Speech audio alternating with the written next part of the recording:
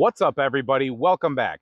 We have something interesting to show you today. This is going to be a gun review of a new cartridge, a new caliber that has come out. This is a new rimfire cartridge from Winchester called 21 Sharp. It's not a 22, but it is still a rimfire cartridge. It's pretty much a 22, except for it's a 21, if that makes any sense. We'll try to make more sense of that as we get through this video. But before we go any farther, we have to take care of a few things because we've had a few incidences with the channel and we want to make sure we don't get in any kind of trouble for this video. So I'll put a timestamp right here where anybody can go ahead and fast forward past what I'm about to say. But in the meantime, let's take care of something. This is for anybody that could be reviewing this video here, any YouTube reviewers, the experts at YouTube. So I just want to make it clear right now, we are not using anything that is prohibited. This is not a machine gun. It is not equipped with a bump stock. We've done no modifications to this firearm. This is simply a firearm review from a manufacturer that makes firearms, obviously, but the manufacturer did everything here. We have no hair triggers. Nothing's been modified at all. This is a bolt action gun. This is not an assault type of anything. There is no suppressor, silencer.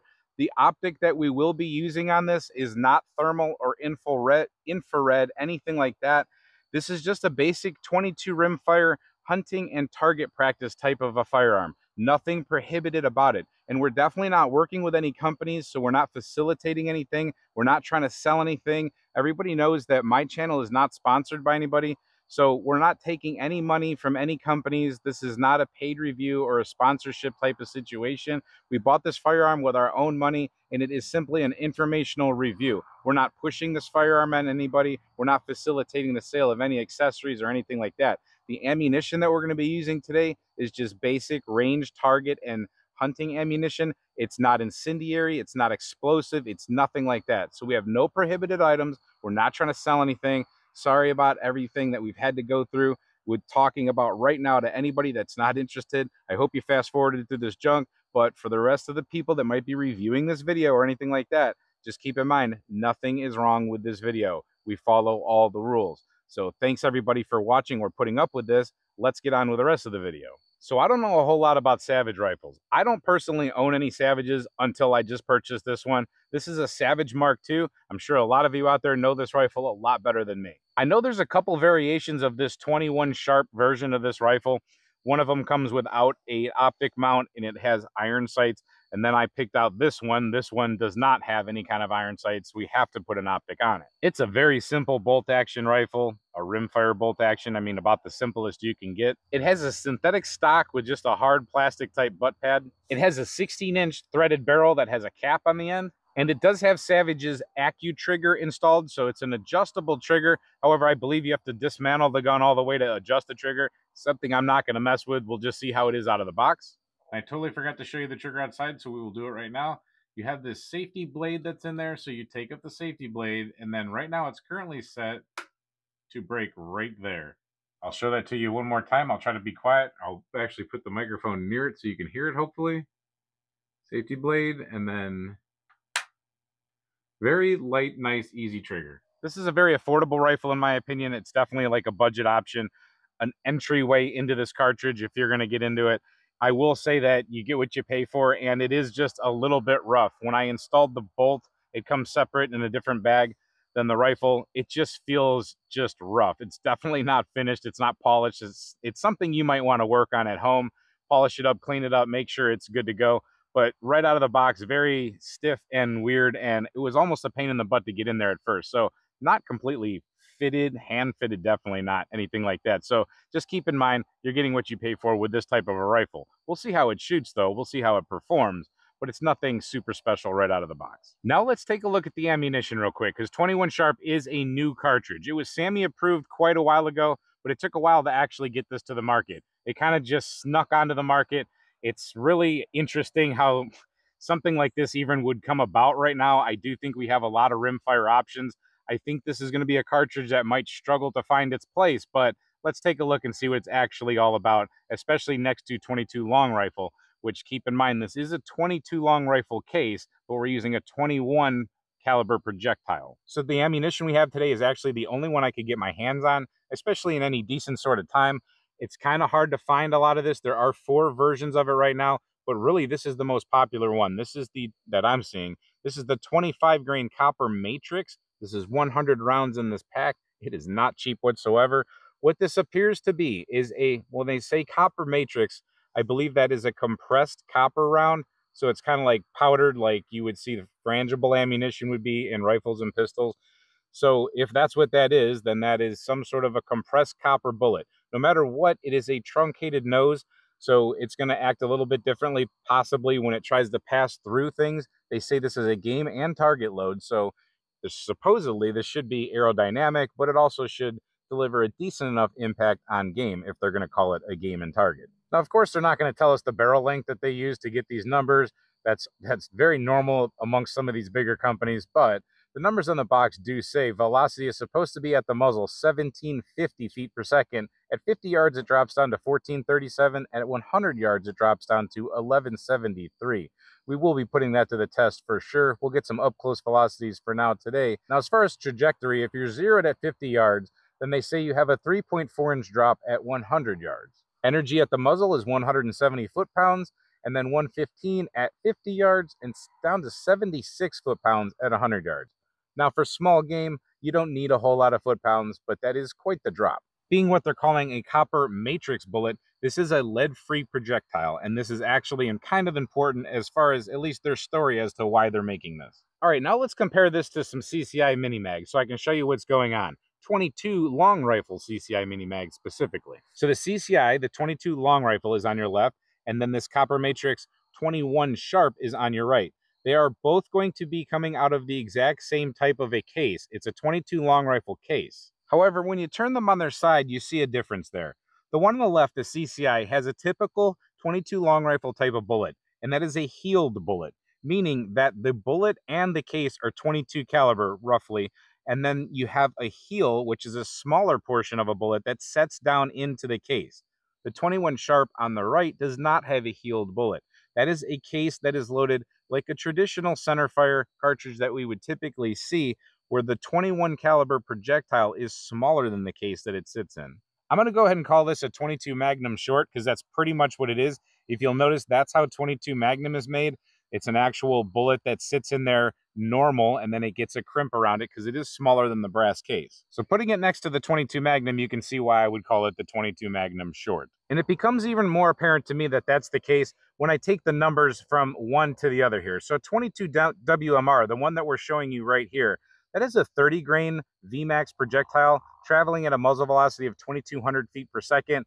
As with this one over here, the copper matrix, that is a 25 grain projectile going at 1750. So it does appear to be pretty much a 22 Magnum short, if that makes any sense. And just for reference, this specific 22 long rifle, the CCI Mini Mag hollow point, has a 36 grain projectile going at 1260 feet per second. Let's make this even more confusing. Let's add a CCI Stinger 22 long rifle to the mix.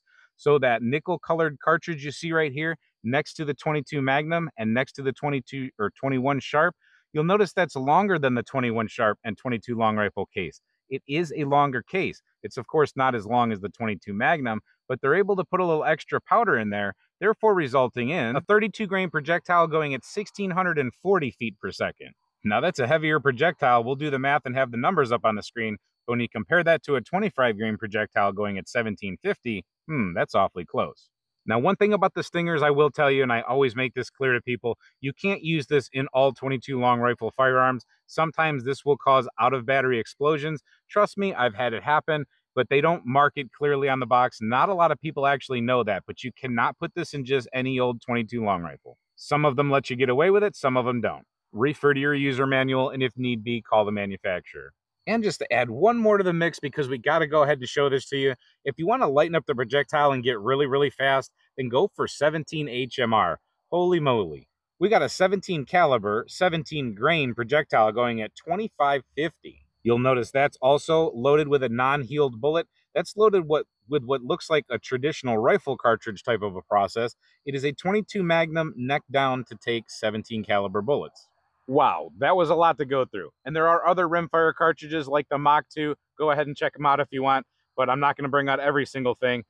I just wanted to give you an idea. There are a lot of rimfire options, 22 caliber rimfire options. So we'll see what the 21 Sharp is all about in the future. They're saying it is for states that might possibly, or areas that might ban any kind of lead ammunition. They do load a lead round for it, but they're pushing the copper stuff.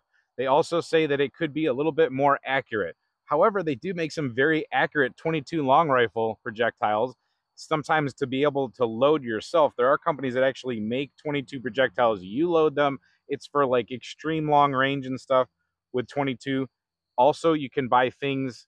Certain companies make very expensive rimfire ammunition that is made for competition target shooting, extreme long range. So I can't mention prices, but you can really pay a pretty penny to get some really nice 22 long rifle ammunition and shoot them out of some really nice 22 long rifles. I think this might have some catching up to do in the whole target thing or precision world. Just right off the bat, it's got a lot of catching up to do. I think I've done enough talking. Let's put this stuff through the chronograph. Let's confirm the numbers, at least through a 16-inch barrel, and then let's see how this stuff groups. Let's get a feel for this rifle and see how we like it in general. All right, we just loaded up our totally YouTube compliant 5-round magazine. That's only a 5-round magazine. I thought it was 10, but it's 5. And I just noticed as we were loading, I just wanted to show you the factory ammo does come a little bit banged up a little bit. I would call that a blemished cartridge, but just wanted to show you that was not during the loading process in the gun. We haven't even put that in the gun yet. This firearm does have a pretty positive feeling safety. It's safed right now, and as you push forward, you do have to push pretty good to get past something in there, and then it shows you a red indicator. So let's go ahead and make sure that that's, oh, we're off to a great start. Very rough bolt. If you just put straight leverage on this, it doesn't exactly want to cycle in easily. So let me fix something off camera real quick. All right, I'm aimed at that top left Dirty Bird circle up there, and I'm gonna just try to give it 5 decent shots. We're in the red. We have 1869 on the Garmin.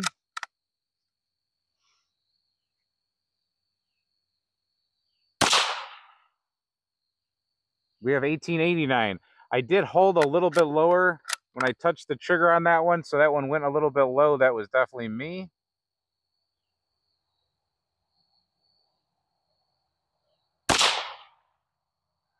Now that one was not me. I was definitely within the red on that one. That was 1867.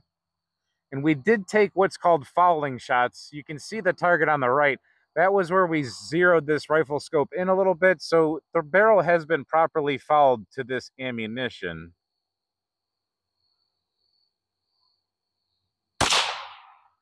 That one was a little bit better, 1857.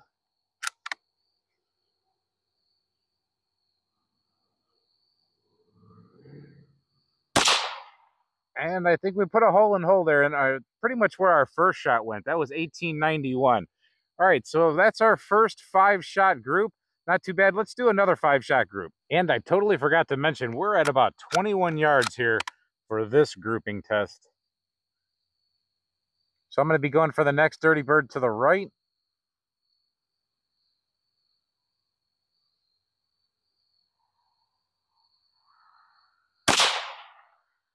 I like that. That's actually, we're very zeroed right now for sure. 1853. The bolt's getting smoother as I work it out a little bit.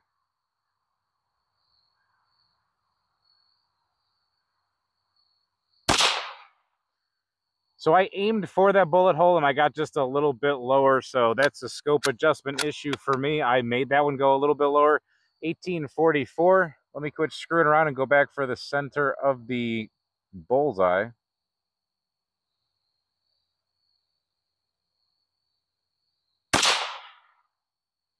Right in there with the same group, 1910.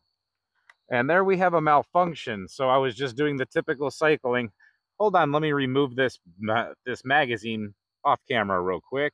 All right, we had a round failed to extract, so I'm going to go ahead and close that bolt on it. Hopefully the extractor grabs it and we can... Nope, it's not going to do it. All right, so brand new rifle, and we have a case stuck. That sucks. Let me go get a cleaning rod. All right, we're ready to go again. I've got the targets moved down to 50 yards away exactly. Let's see what we get. I'm going to go ahead and put one on the spotter target first.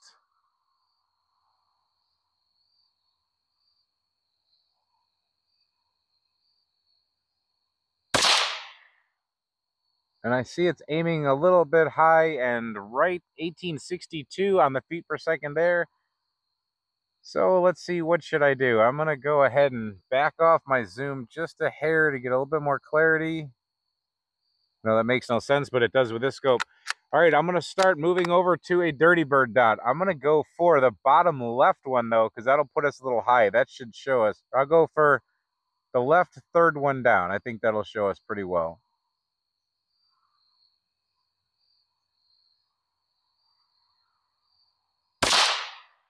All right, we're up there in the white, so it's actually pretty good. You guys can see it. 1872.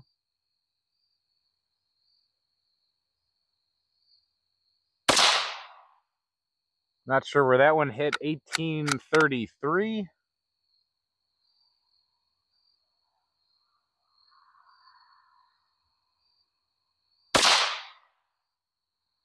1859.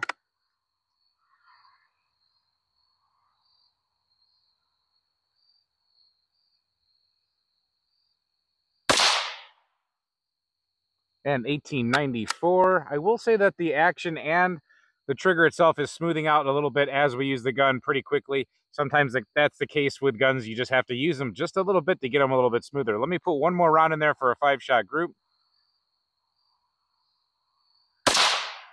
All right, let's go see what we got. 1838 on the chronograph.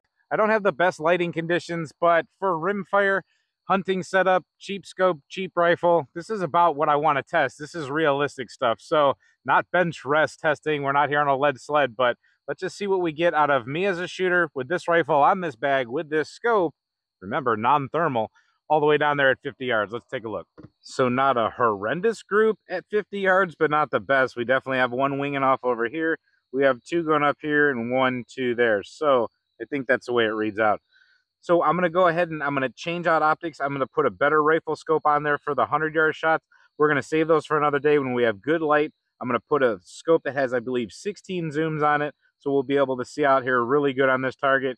But for now, here's just an introductory shooting scenario with this gun. Remember, we've only got, I think, not even 50, or that box is 50 rounds. So we got about 25 rounds to this gun total. So we are getting the barrel seasoned, if that's what you want to call it. We'll go ahead and save that 100-yard testing. We'll do some penetration tests, gel tests, things like that. Hopefully we can get our hands on other types of ammo. But for now, here's what we've got at 20 yards, 21 yards. I liked how we got the grouping there. I didn't like that little flyer. I did like this 3-shot group before we had the malfunction. So I'll take that as a close-in hunting gun. Let's see if we can do better in the future, though, moving it out. So sorry I don't have the calipers, but the dirty tape will do. We got 1.5-inch group there at 50 yards. The first group at 20 yards with that wild shot to the right that I would tell you, I was definitely centered in there on the red. That's at about 1.125 inches. And I would say that that second group was about 1/8 or 1/16 of an inch. Well, there you go. Between on camera and off camera, the first 30 rounds through this Savage 21 Sharp rifle, or like I'm going to pretty much call it, the 22 Magnum Short. The rifle to me is not that impressive. However, at that price point, it's not supposed to be super impressive. So that aside, the cartridge itself is not super impressive. It's just another rimfire to me. I'm sure there might be something, some application, some ammunition that comes out where it might seem a little bit more worth it. But for now, it just seems like another in-between rimfire cartridge. Do you need to run out and get a whole new gun to do what this thing does? I don't think so. But like I said, down the road, we might see better performance out of other rifles, other ammunition, just better setups. I just have to see the use case for it down the road. For now, it does not seem like something we actually need, but I'm going to try not to be negative about it. I did pick it up for review. Let me know in the comments what you guys think. Give me all your thoughts on the cartridge, the idea, the rifle. Why would you put this in a rifle like this? Here's one question that I kind of have. Why would you put a cartridge that's supposed to be optimized for possible accuracy in something that's not exactly a super accurate rifle? The other thing is with lead-free ammunition, they do make lead-free 22 long rifle ammunition. And I'm sure if you look hard enough, I'm sure it's around 22 Magnum lead-free ammunition. As far as the energy, velocity, power behind it, there's other things that are comparable. We showed you 22 Stinger is one of them. If you want to exceed the power, it's easy to do. If you want to go below the power, it's easy to do. We definitely have to test the projectile to see what it does in gel compared to 22 and 22 Magnum, 17 HMR, things like that. I will give you a really cool video. We will show you all the different ones. I'm going to put this through bone because especially copper matrix, Let's see what happens with copper matrix through bone. Does it just disintegrate like a frangible bullet? Because if that's the case, that'll make for some funny tasting meat. So I hope you enjoyed this short introduction to the 21 Sharp. You know that when we get our hands on something, we definitely test the crap out of it. It will be back on the channel plenty. So make sure you're subscribed if you want to see that. You should be subscribed anyway because we test out all kinds of cool stuff. Thank you for watching this video. If you found it helpful, share it with somebody else who might like it. And until we see you next time, stay safe, have fun, and keep shooting. Even oddball newcomer rimfire cartridges.